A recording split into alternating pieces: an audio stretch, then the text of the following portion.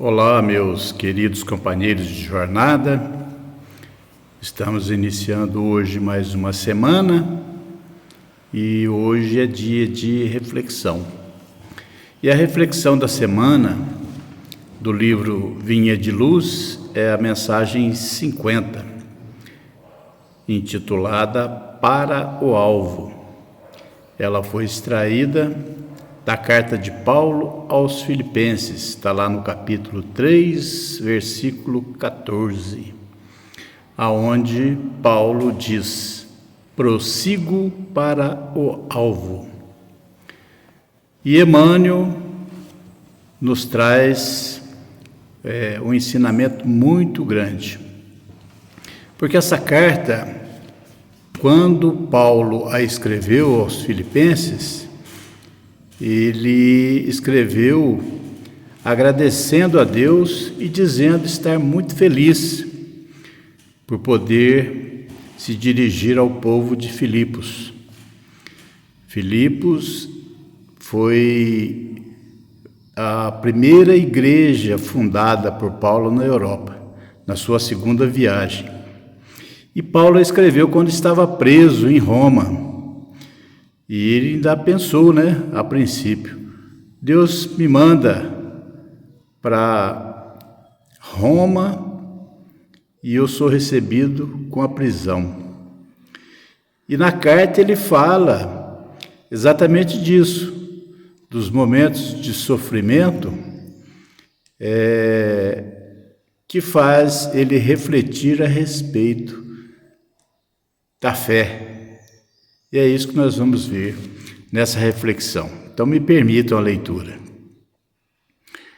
Quando Paulo escreveu aos Filipenses, já possuía vasta experiência de apostolado. Doutor da lei em Jerusalém, abandonara as vaidades de raça e de família, rendendo-se ao Mestre em santificadora humildade.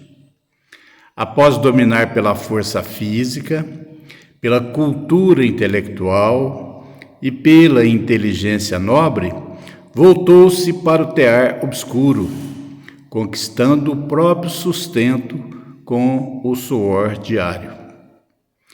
Ingressando nos espinhosos testemunhos para servir ao próximo, por amor a Jesus, recebeu a ironia e o desamparo de familiares, a desconfiança e o insulto de velhos amigos, os açoites da maldade e as pedradas da incompreensão.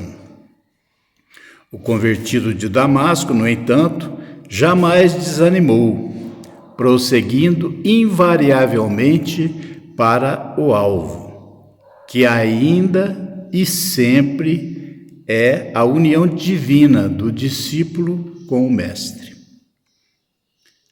Quantos aprendizes estarão atualmente dispostos ao grande exemplo?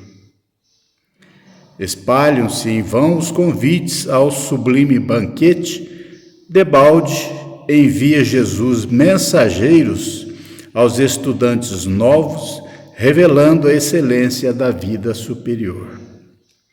Isso quer dizer que quando Jesus prometeu lá no Evangelho de João que mandaria um novo Consolador, o Consolador está aí. Todos nós que estudamos a doutrina espírita sabemos que ela é a terceira revelação, que Jesus prometeu. Então, quantas mensagens nós recebemos, A própria codificação em si nos chama, principalmente lá no capítulo 20 do Evangelho, segundo o Espiritismo, a trabalhar, a aumentar a nossa fé, independente das dificuldades. Porque ela diz que esquece os seus afazeres, toma a sua cruz e venha propagar o Evangelho, divulgar a doutrina. É só lermos atentamente que lá tem mais de 15 chamados para o testemunho da fé. A maioria deles, contudo, abrange operários fugitivos, plenamente distraídos da realização. Perdem de vista a obra por fazer. Desinteressam-se das lições necessárias e esquecem as finalidades da permanência na terra. Comumente, nos primeiros obstáculos mais fortes da marcha, nas corrigendas iniciais do serviço, põem-se em lágrimas de desespero, acabrunhados e tristes. Declaram-se incompreensivelmente desalentados, vencidos, sem esperança. A explicação é simples, todavia. Perderam o rumo para o Cristo, seduzidos por espetáculos fugazes. Nas numerosas estações da jornada espiritual, e por esquecerem o alvo sublime, chega de modo inevitável um instante em que, cessados os motivos da transitória fascinação, se sentem angustiados, como viajores sedentos nos áridos desertos da vida humana.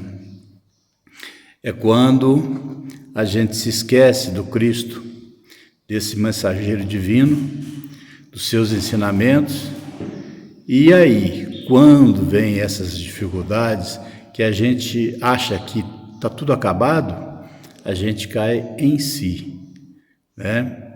E aí sim a gente recorda da nossa criação, recorda do porquê estamos encarnados, que é uma bênção divina que nos proporciona oportunidades de melhoria.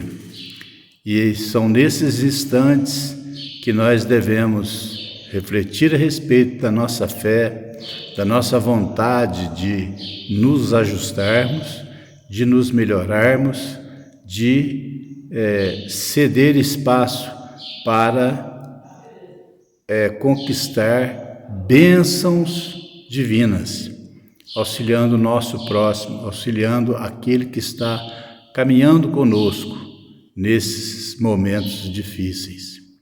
Então, essa carta de Paulo aos Filipenses, embora ele estivesse preso, ele diz da alegria dele de poder se dirigir àquele povo, que inclusive emprestou dinheiro, arrumaram dinheiro para ele se manter na fundação, da igreja lá em Filipos. Então é uma carta que a gente deve ler com bastante atenção, porque ela é chamada a Carta da Alegria, inclusive. É muito bonita, carece de olharmos com os bons olhos, porque ela nos traz uma reflexão profunda. Fique aí então, essa sugestão, essa mensagem, essa reflexão da semana. Que tenhamos todos muita luz, muita paz e uma semana divina. Fiquem todos com Deus.